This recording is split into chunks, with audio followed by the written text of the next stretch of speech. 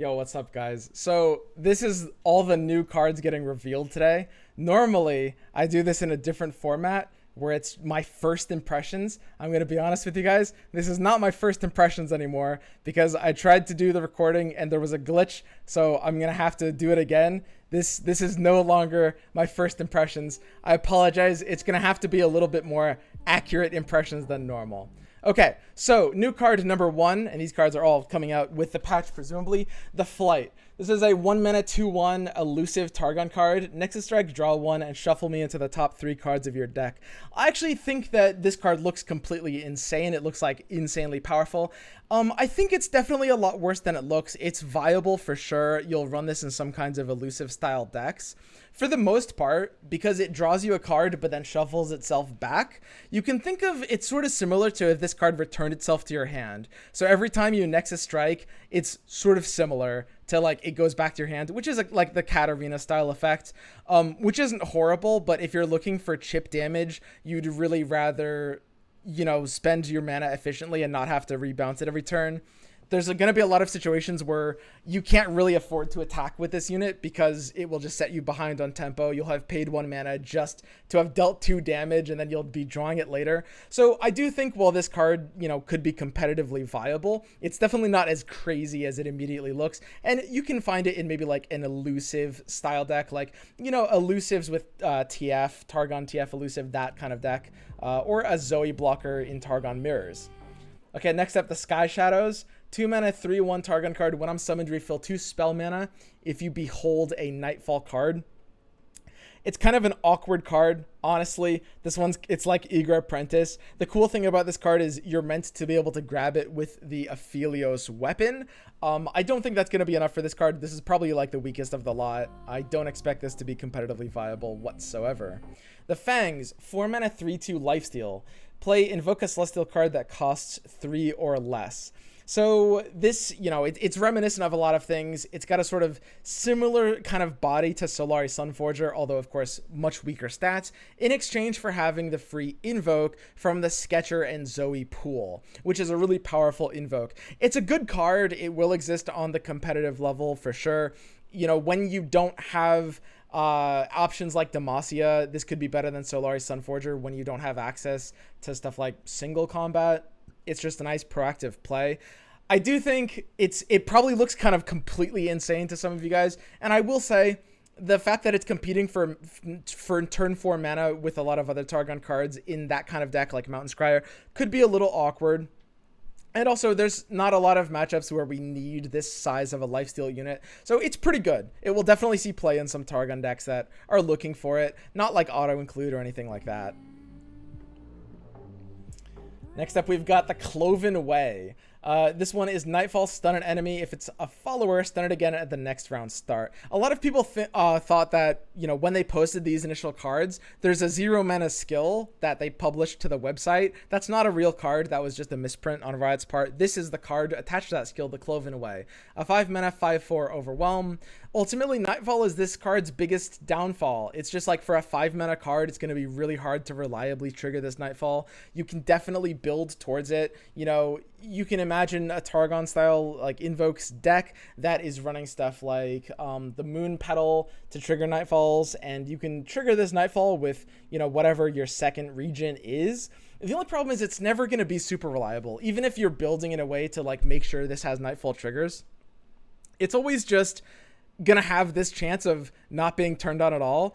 And when your opponent is developing into you and you can't activate this Nightfall, that's kind of just game losing. So it's not horrible, but I don't expect this to exist on the competitive level. There's just not enough of a reason to run it. And the Nightfall keyword is just its undoing. You really don't want 5 mana Nightfall cards in general. The Veiled Temple. This one's super interesting. Each round, the first time you play 2 other cards, refill 2 mana and grant your strongest ally +1/+1. This is a 4 mana Targon landmark, and it is probably the hardest card to evaluate of this lot. It is, you know, you can definitely look at it. It could be kind of crazy. I really like this card in a deck like Lee Sin, for example. Lee Sin, you're going to be playing 2 cards a turn pretty commonly. You are going to benefit from the refill. Sometimes random buffs to your Eye of the Dragon or Mountain Goat can actually matter because you have a decent amount of targets in that deck that actually kind of like having a few extra stats. The biggest thing about this card in a deck like Lee Sin, though, is that Lee Sin doesn't really do anything on turn 4, and that's a really important thing for Veiled Temple. You really need to be running this in a deck that doesn't mind just slapping this on turn 4, which is part of its problem with stuff like Mountain Scryer, where they're both competing for the turn 4 drop, and that's a really, really big problem. You need to not have your cards competing like that hard in that way. So I do think Veiled Temple is a little limited in use. But if you find a deck it's good in, like, I do think people will definitely experiment running it in Lee Sin, and it might stick for sure. That can be a little bit scary. I'll also point out that you can trigger this card immediately on turn 4 fairly reliably. If you've attacked with a Zoe earlier in the game, you can just hold your super cool star chart, and on turn 4, even if you only have 6 mana, you can just Veiled Temple and then super cool star chart into either the Snake or a Moonsilver, and that will immediately trigger Veiled Temple on that turn, giving you 2 mana right away. And as far as we can tell, this reads like it's giving you unit mana. It doesn't say spell mana. So in theory, if you wanted to, you could even play like a Mountain Goat on that turn as well. In addition to Veiled Temple plus getting the mana back, you can even play a unit. So I think it's potentially a powerful card. It's not going to be super crazy, I don't think. But in Lee Sin decks, they might be able to get some interesting utility out of this card as a 1 over a 2 of. I do think that there's a ton of potential with this card.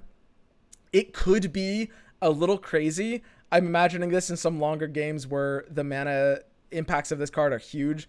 I do think this is a little bit scary. I've seen a lot of people saying that this card is probably just going to be bad. And, you know, it might not be able to realize its potential yet, but this card definitely has a little bit of that spooky feeling. Like there's a chance this card could be a little crazy. Starbone, a funny meme card. If you behold the messenger, grant celestial allies everywhere +1/+1. The messenger is the 2 mana 2/2 dog. Pretty funny meme card. As far as meme cards go, it's not horrible. You can run it with Messenger Sigil, of course, put a bunch of dogs into your deck, and then they'll all be 3/3s. Although an army of 3/3s isn't really doing much. The best value out of Messenger Sigil is just being able to get the Sky's Descend supremely discounted. Ultimately, it's kind of a meme card, but I think that it does have some, you know, sort of some kind of application. As far as meme cards go, it's not going to be the worst thing ever. It really isn't.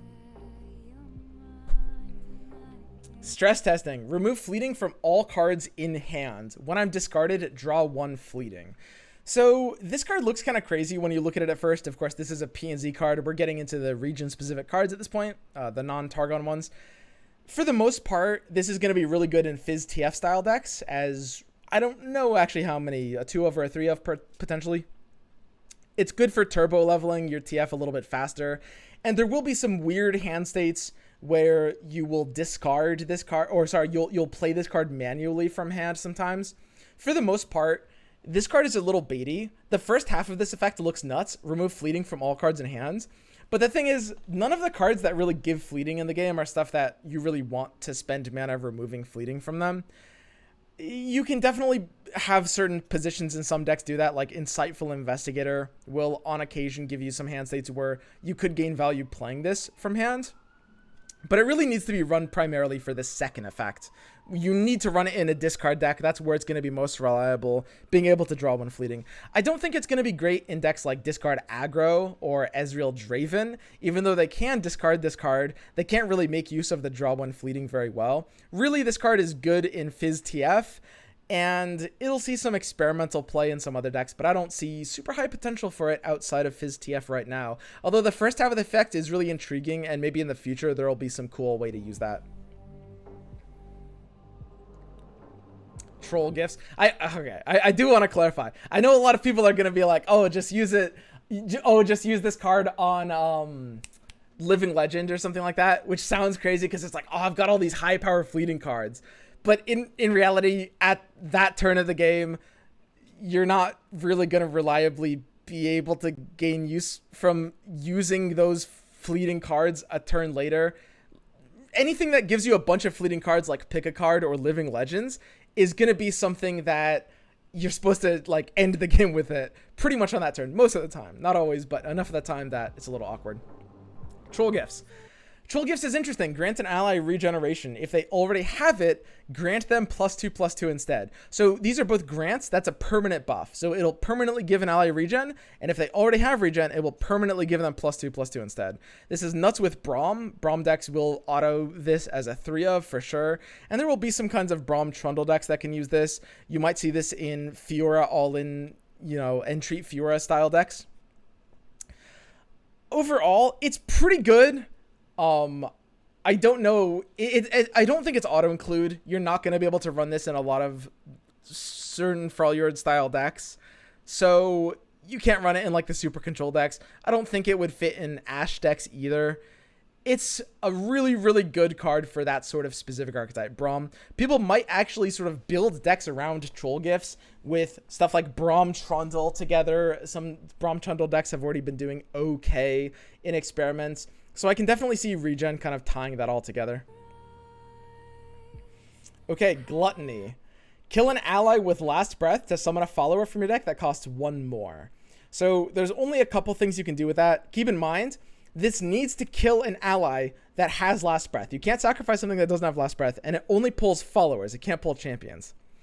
In addition to this, if they use Hush on the stack to silence this Last Breath, it's not going to kill your unit, because if they Hush it to stop the unit from having Last Breath, then Gluttony will simply not sacrifice it that turn, which is actually amazing. It means Hush isn't a hard counter to this card. If Gluttony still went forward and still sacrificed your unit while Hush was disabling that turn, that would be a lot more awkward. Where this card sees the most potential by far is Anivia style decks. You can sacrifice Anivia and pull out Rekindler, which is crazy. Anivia obviously costing 6 mana, having Last Breath, Rekindler being a 7 mana follower, the only 7 mana follower card that deck runs. So it's kind of a perfect fit. And I actually expect Anivia decks will run Gluttony, and it'll be pretty great. Another way you can use Gluttony is you can sacrifice a Grizzled Ranger and pull out a Radiant Guardian. That's also pretty sweet, because Grizzled Ranger is 4 mana, it's Last Breath. Radiant Guardian will come out, and it will immediately have the trigger from your death, because you'll just have killed an ally. So that's a really cool thing to do as well. And again, worst case scenario, this gets hushed and you're kind of trading for Hush for the turn, and that's kind of amazing, right? Your Ranger's still living. There's not really a problem that the Hush is happening here. So ultimately, Gluttony has some potential. I can see some people will try it in like Undying style decks, and you can even pull out Ancient Crocolith, 4 mana follower that you'll be bypassing its normal sacrifice clause. So you'll just, sacrifice your Undying and pull out a 7/7. That's pretty sweet as well. Undying decks do get a lot better because of Gluttony. Maybe you can even sacrifice a 2 mana Last Breath card like Cursed Keeper as a sort of tutor for Undying. You can pull Undying out of the deck if it's your only 3 mana unit. So this one's pretty versatile. There's a lot of ways to use it. For the most part, unless there's a meta where, Undying makes sense as a deck, I think this is mostly an Anivia card, but it does definitely make Undying more palatable as an option. Flurry of Fists. Grant an ally +1/+0 and quick attack. If it already has it, grant it double attack instead. Keep in mind, these are grants. These are permanent buffs. So this is kind of a meme card. I think it's a fun combo finisher for an all-in style deck. I can see this, being played in Draven or even Draven Riven style decks. Mostly, if you have something that has quick attack and overwhelm, then you can use Flurry of Fists to give it double attack. And when something has double attack and overwhelm, it can be basically a game ender, right? With an all-in Draven deck, we can combine that with 1 or 2 axes. You can level Draven really, really easily if you actually want to. If you have a way to end the game off of your leveled Draven, which is really nice. A couple of axes go a long way on a double attack overwhelmed Draven. And if you throw in an Elixir of Wrath or something like that, you can do some cool one-punch combos. It's a very fun card. Additionally, you can use this with Rush. Rush, the Ionia card that gives something quick attack, will turn it into a permanent double attack. And it's funny to imagine using that on like Lee Sin. Lee Sin, if given double attack, will kind of be triple damage to the opponent's Nexus, which is hilarious. Of course, it's terrible, makes no sense. But yeah, it's a funny meme card that can add to some combo kills. I think in a future meta, I can definitely see this sort of cheese card actually being able to scoop enough wins to, you know, get beyond meme territory as a card, but definitely for the time being, it's kind of like a fun meme finisher. Powder Pandemonium. Can I just say at this point, I love this card set. I didn't say that earlier, but all of these reveals, there's just a lot of cool, interesting things you can do. And even the ones that look a little bit weak aren't terrible cards, right? Like, they're not just like laughably bad. At worst, they're entertaining meme cards that are decent. Powder Pandemonium fits into this pretty well. Summons a Powder Monkey and give a random enemy vulnerable this round for each time you've activated Plunder this game. Now, I misread this the first time I saw it. You probably have to activate the Plunder. You can't just like, it's not the same trigger as when you do a Gangplank or Sejuani level trigger. You can't just deal a damage. It's not enable a Plunder, it's activate Plunder. So you'd run this in a pretty much an all-in deck. You'd run Jagged Butchers. You might actually run the Plunder Pora, which is pretty funny.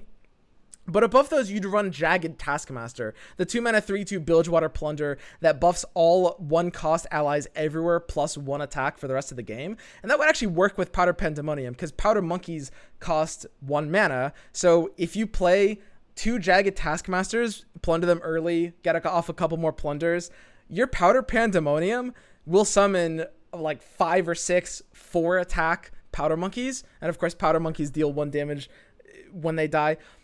Obviously, it's not super competitive as a concept, but it is definitely pretty funny. And I can see it's not that far off in a card pool where we're building Gangplank Sejuani more of an old school style with more of the plunders like Black Market Merchant, with that aggro like Jagged Butcher sort of win condition. I could actually see people experimenting with this card. Okay, Wild Claws. Noxus slow speed, 5 mana. An ally strikes an enemy. If it has Overwhelm, deal excess damage to the enemy Nexus. So when I first saw this card, I thought it was terrible. I think that it makes sense in basically one deck in the game, which is Noxus Freljord Overwhelm. You know, the style that PushP brought to win the seasonal tournament, or like a Ricarex style of Noxus Freljord Overwhelm, would actually be able to run 1 or 2 Wild Claws to decent success. I think it's honestly all right over the top. You know, think of it, Precipic explains this card like it's a really, really, really big parlay. And that's, I think, a good way of putting it. It's a huge parlay where, you know, you can use it to kill a unit. It's like a 5 mana deal 5 parlay. You can kill a threat with it in the mid game if your opponent plays Solari Sunforger, or if it's just something you need to kill to slow down their win condition. Obviously slow speed, like Parlay, so you can't respond too much with it, but you can shut them down, or similar to Parlay, you can also just use it for face damage. If you don't want to remove something, you can send one of your big overwhelms like Alpha Wildclaw into an unsuspecting opponent 1 health or 2 health unit and basically just deal 6 damage to the Nexus, which is effectively a better decimate at that point, although a bit unreliable. The one concern with this card is, and we don't know for sure, but the way this card reads, it is very likely that it gets fizzled.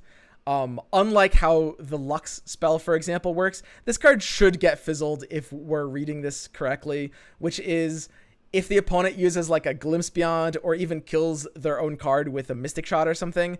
In all likelihood, this will not deal excess damage. It will probably just stop the strike from happening at all, unless this is really poor wording. And that does make it definitely not, you know, crazy or anything like that. But in that one deck, Wild Claws does actually make sense. Molten Breath. This is a slow speed 6 mana Demacia spell. An ally with Fury strikes the 2 weakest enemies. Pretty neat card. It helps the dragon archetype a little bit, and we can even imagine linking it with Lux because it's a 6 mana Demacia spell. For the most part, this card is not going to be great. It gets really, really devastated by Hush in particular, where, you know, they'll just stop this entire effect from working entirely because your unit won't have Fury. But Molten Breath can be comboed with Fused Firebrand, which has Spell Shield, and therefore you wouldn't have this weakness of Molten Breath being fizzleable, not just by Hush, but by other things too, like Vengeance. Overall, it would make sense if dragons made more sense as a concept. It's a decent card. I don't dislike anything about this card, but the thing that's really holding this back is just that it's brickable if you don't have enough dragons, and dragons already have their own problems that this card is certainly not enough to really bail them out. But a fun dragons card. Hopefully dragons will make sense one day and we'll be able to use Molten Breath. And that's it. That is all of the new cards revealed today that we're getting. And, well, not my first impressions. We've been kind of talking about them all day on the Twitch stream, and these are kind of like how I'm feeling about all of these new cards in general. So I love the design of these cards. A lot of really cool and fun choices. We'll be able to do a lot of neat things with these. Open up some deck building in some major ways. Like, you know, people are suggesting some crazy things like troll gifts. We could start running with Tahm Kench or Soraka, like kind of the good old days. I don't think this is going to make sense with Tahm Kench, but a Braum Soraka troll gift style, we've never seen that be an actual deck before. Like, I've built around with it, and I think a lot of people have tried it, but it's never worked. It's always been just kind of awful. It's very possible that this card will herald in that sort of archetype making sense for the first time ever. So that would be really cool. And yeah, we see this with a lot of these new cards that allow for all these new archetypes to actually feel like they make sense. Very cool sort of mini expansion. I'm really delighted that we got a bunch of these new cards. I didn't actually expect to get so many new cards. I'm really happy we got not just Targon cards as well. Super important there. And yeah, that's it for my impressions video. So I'll do a kind of meta prediction video tomorrow where I talk about, you know, new decks to play with these new cards and with the balance changes. But looking forward a lot to the patch. And yeah, I guess I'll see you guys on patch day tomorrow. Come join me live. It's going to be a lot of fun messing around with these decks. All right, see ya.